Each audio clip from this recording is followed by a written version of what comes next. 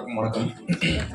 First இந்த படத்தில் வாய்ப்பு கொடுத்த சாண்டி சாருக்கு என்னோட நன்றியை தெரிவிச்சுக்கிறேன். சென்னை ஃபைல்ஸ் முதல் பக்கம். இந்த படத்தில் வந்து நான் நடித்தா கரெக்டாக இருக்கும் அப்படின்னு டிசைட் பண்ண அஷ்ரஃபுக்கு என்னோட நன்றியை தெரிவிச்சுக்கிறேன். அவரோட ஷார்ட் ஃபிலிம் பார்த்தேன். பார்க்கும்போது ஒரு கான்ஃபிடன்ஸ் இருந்தது. ஓகே, இருந்தாலும் கரெக்டாக படம் மேக் பண்ணுவார், குவாலிட்டியாக எடுப்பார் அப்படிங்கிற ஒரு நம்பிக்கை இருந்தது. அதே மாதிரி சொன்ன நம்பர் ஆஃப் டேஸில் கரெக்டாக ஷூட்டிங் முடிச்சு கொடுத்தாரு. ஸோ ரொம்ப நாளைக்கு அப்புறம் ஒரு இன்டென்ஸான ஒரு கிரைம் த்ரில்லர் படம் பண்ணியிருக்கோம். அதெல்லாம் ஒரு ஃபேமிலியாக பண்ணியிருக்கோம். ஸோ நடித்தவங்க அத்தனை பேருக்கும் என்னோட நன்றி. தம்பிராம சார், ஷில்பா, அனிகா எல்லாருக்குமே என்னோட நன்றியை தெரிவிச்சுக்கிறேன். ஆகஸ்ட் 1 படம் தேட்டரில் ரிலீஸ் ஆகுது. எல்லாம் ஃபேமிலியோட போய் பாருங்கள், எப்படி இருக்குன்னு சொல்லுங்கள். தேங்க்யூ. என்னை வந்து இந்த படத்துல கோ-டைரக்டர் விஜய் சார் தான் இன்ட்ரடியூஸ் பண்ணி வச்சாங்க. ஸோ அவங்களுக்கும் ரொம்ப தேங்க்ஸ் சொல்லணும். கண்டிப்பா இது வந்து ஒரு நல்ல படமா இருக்கும்னு நான் நம்புறேன். அண்ட் இது வந்து ஒரு crime thriller based subject. So August 1 release ஆகுது. கண்டிப்பா நீங்க எல்லாரும் தியேட்டர் போய் இந்த படத்தை பார்க்கணும். Thank you so much. எல்லாருக்கும் வணக்கம். First of all, இது என்னோட debut movie. So thank you so much Ashraf sir as well as Mahesh sir. Thank you so much இந்த ஆப்பர்ச்சுனிட்டி எனக்கு கொடுத்ததுக்காக. இந்த படத்தில் நான் தம்பிராம சாரோட பொண்ணாக நடிக்கிறேன். So very excited. August 1 release ஆகுது. எல்லோரும் கண்டிப்பாக போய் பாருங்கள். தேங்க்யூ. ஒரு கிரேட் ஆப்பர்ச்சுனிட்டி இந்த ப்ரொடக்ஷனில் நானும் ஒருத்தனாக ஒர்க் பண்ணியிருக்கேன்னு சொல்லிட்டு, and thanks to my master ji Kanal Kannan sir, and thanks for Mahesh sir, அதுக்கப்புறம் director Ashraf sir, Kasi sir, எல்லாருமே கிரேட். என்ன சொல்கிறது, அவங்களோட பெர்ஃபார்மன்ஸ் எல்லாமே ரொம்ப அழகாக பண்ணாங்க. அதேமாதிரி மகேஷ் சார் வந்துட்டு எல்லாமே டூப் ஒர்க்லாம் வந்துட்டு எல்லாமே எந்த டூப்புமே வேண்டாம், அவருக்கு டூப்பு செட் ஆகாதுன்னு வைங்களேன். அவருடைய பாடி கண்டிஷனுக்கு எல்லாம் ஹாலிவுட்லேருந்து தான் கொண்டு வரணும். பட் அவரே வந்துட்டு எல்லா ஷார்ட்ஸுமே பண்ணார். அதை நான் சொல்லி ஆகணும். ஒரு இன்சிடெண்ட்டில் வந்துட்டு ஒரு 4th ஃப்ளோர்லேருந்து ஒரு டூப் ஷாட் பண்ணலான்னு சொல்லி பிளான் பண்ணோம். பட் அது வேண்டாம், நானே பண்ணுறேன்னு சொல்லிட்டு அவரே ஹேங் பண்ணார். 1 டே ஃபுல்லாக இருக்குன்னு சொல்லி வித் பேர் பாடியோட, எந்த ஒரு ஷர்ட்ஸோ வேறு எதுவும் யூஸ் பண்ணாமல் பேர் பாடியோட வந்து மேலேருந்து 4th ஃப்ளோர் வந்து கீழே டவுன் ஆகி பண்ணார். ரொம்ப இன்ட்ரெஸ்டிங்கான சீன்ஸ். அதெல்லாம் நீங்கள் பார்க்கும்போது உங்களுக்கு தெரிய வரும் எவ்வளோ ஹார்ட் ஒர்க் பண்ணியிருக்காங்கன்னு சொல்லிட்டு. இப்போ காசி சார் என்னென்ன திங்ஸ்லாம் நம்ம கேட்டோமோ எதுக்குமே வந்துட்டு இல்லைன்னு சொல்லாமல் எல்லாமே ப்ரொவைட் பண்ணி கொடுத்தாங்க. அது ஃப்ளை கேமாக இருக்கட்டும், ஸ்டெடி கேமாக இருக்கட்டும், ஜிப்பாக இருக்கட்டும், என்னென்ன கேட்டோமோ, என்னென்ன ஃபைட்டர்ஸ் எத்தனை வேணும்னு சொல்லி கேட்டோமோ எதுவுமே நெக்லெக்ட் பண்ணாமல், மூஞ்சி சொல்லிக்காமல் எல்லாமே ப்ரொவைட் பண்ணி கொடுத்தாங்க. அதே மாதிரி அஷ்ரஃப் சாரை சொல்லி ஆகணும், கிரேட் ஒர்க்கர். அவரை எல்லா மாதிரி வளர்த்தே தெரியும், சார் கூட ஒர்க் பண்ணியிருக்கேன். அப்போ அவருடைய கிரேட் பெர்ஃபார்மன்ஸ்லாம் வந்துட்டு ரொம்ப அழகாக வடிவடித்து மனசில் வச்சுருந்ததெல்லாம் எக்ஸ்ப்ரெஸ் பண்ணாங்க. அதெல்லாம் அவுட்புட்டாக கொடுத்துருக்கோம். ஸோ உங்கள் கையில் தான் இருக்குது. பெரிய ஒரு சக்ஸஸாக இது பண்ணுவீங்கன்னு சொல்லிட்டு என்னுடைய எதிர்பார்ப்பு. Thank you for every thing. Thank you sir. ஆனால் போக புரிஞ்சுது ஹவு டிஃபிகல்ட் மூவிஸ் பீப்புள் சும்மா க்ரிட்டிசைஸ் பண்ணுறதில்ல. அது ரொம்ப நல்லா பண்ணியிருக்காரு அஷ்ரஃப். எடிட்டிங்கும் ஃபேன்டாஸ்டிக். நான் எதிர்பார்த்த விட நல்லா வந்திருக்குது. ஆனால் அது தான் எல்லோரும் சொல்லுவாங்க, ஆனால் நேராக நீங்கள் பார்க்கும்போது தான் புரியும். 4 பாட்டு இருக்குதுல்ல, ரொம்ப நல்ல சாங்ஸ் எல்லாமே. And everybody is really done well. Anitha right? Anitha has done a wonderful job, and so is practically everybody, even a little part they have done really well. It was very hard working. எங்கள் காசி என்ன காணல, as usual இப்படி தான் உட்காந்துருப்பார். ஆனால் அவர் இல்லாமல் இன்றைக்கு படம் இல்லை. ரைட்? Thank you very much. வணக்கம் எல்லாரும். ஆக்சுவலாக எனக்கு தமிழ் நல்லா வராது, பட் நான் ட்ரை பண்ணுறேன். ரொம்ப நன்றி Mahesh uncle for having me on your film, and Ashraf uncle for letting me sing for your film. Of course, Appa. Monu padam, like, it's awesome. I watched it. It's incredible. The whole cast, crew, super up paninga, and I'm so excited for you to all watch it. Thank you to Arnanna as well for having me on the soundtrack. It's an awesome song. Idu oru super padama irukapodhu. Please ellarum support pannunga.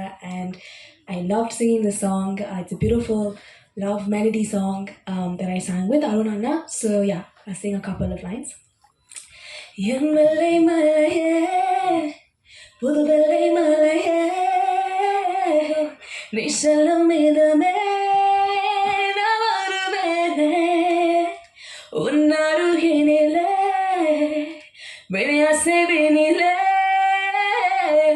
விரத்தோட கையில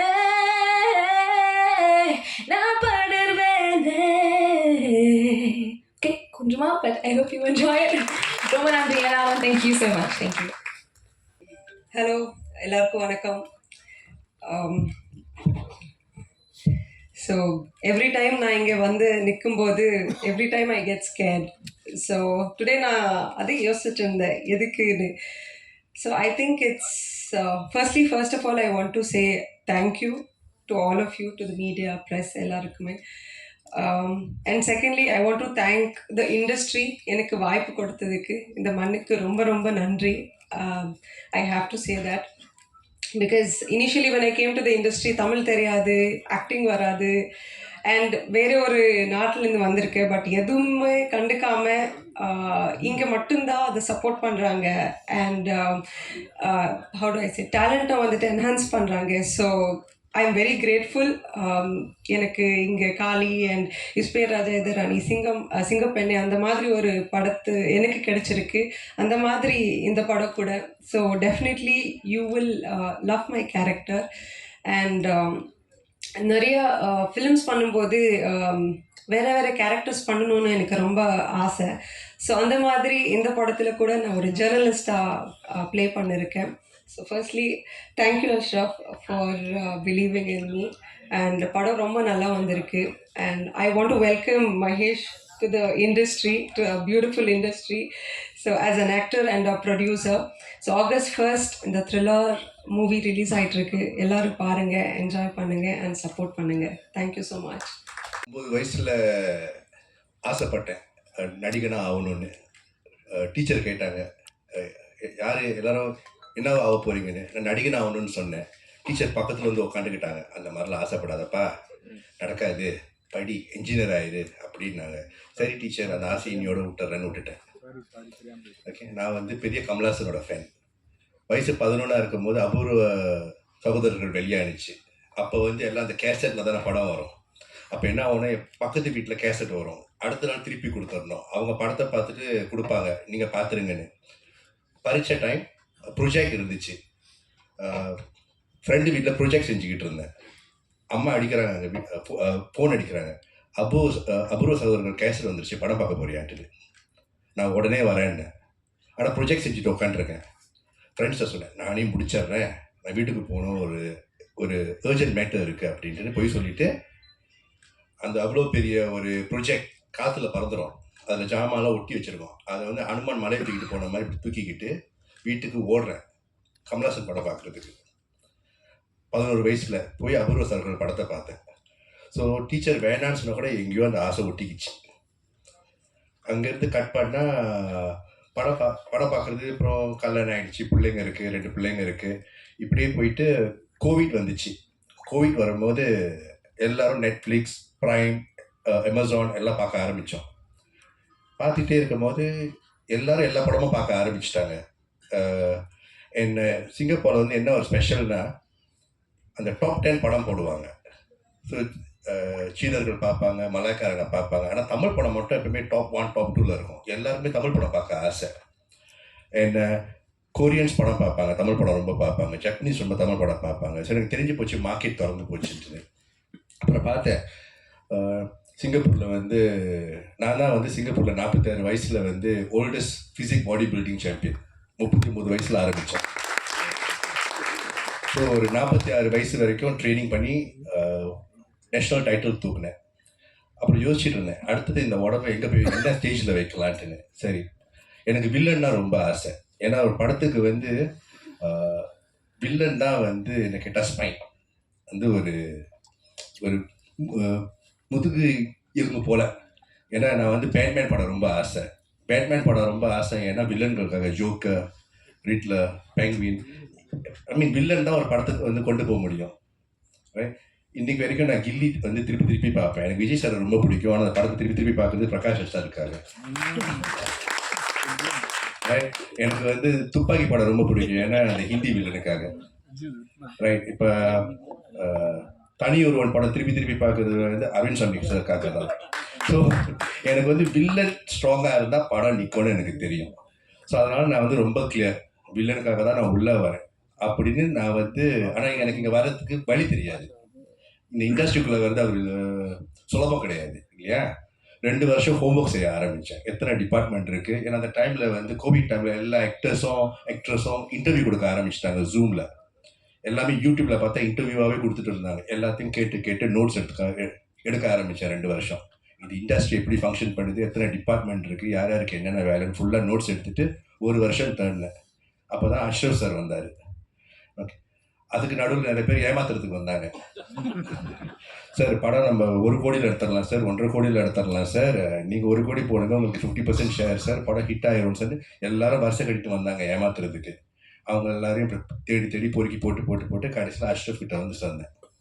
அங்கேருந்து படம் எடுத்து 2 வருஷம் நிறைய கஷ்டங்களுக்கு நடுவில் செஞ்சோம்.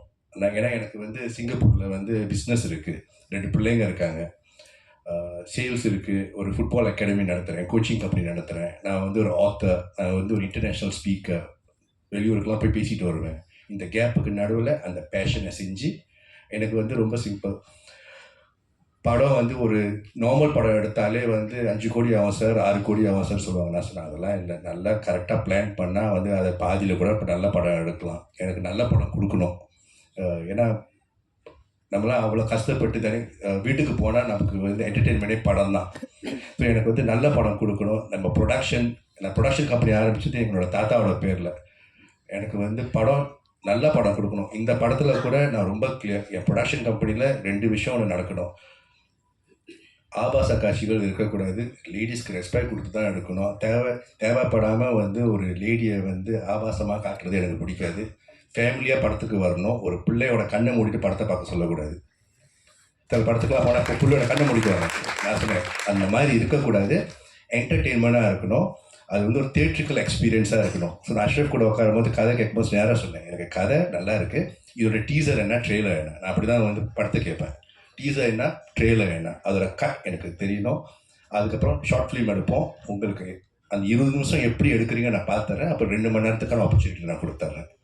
So அப்படி தான் இந்த படம் வந்திருக்கு. படம் வந்து ஒரு முக்கியமான ஒரு சோஷியல் மெசேஜை க்ரைம் த்ரில்லர் ஜான்ராவில் சொல்ல முடியும்னு எடுத்த முதல் லெட்டர். இந்த மாதிரி யாரும் எடுத்தது கிடையாது எனக்கு தெரிஞ்சு. ஏன்னா நான் ரொம்ப படம் பார்ப்பேன், தெலுங்கு, கன்னடா, மலையாளம், கொரியன், ஜப்பனீஸ், கேளுங்க நான் சொல்லுவேன் படத்தை பற்றி.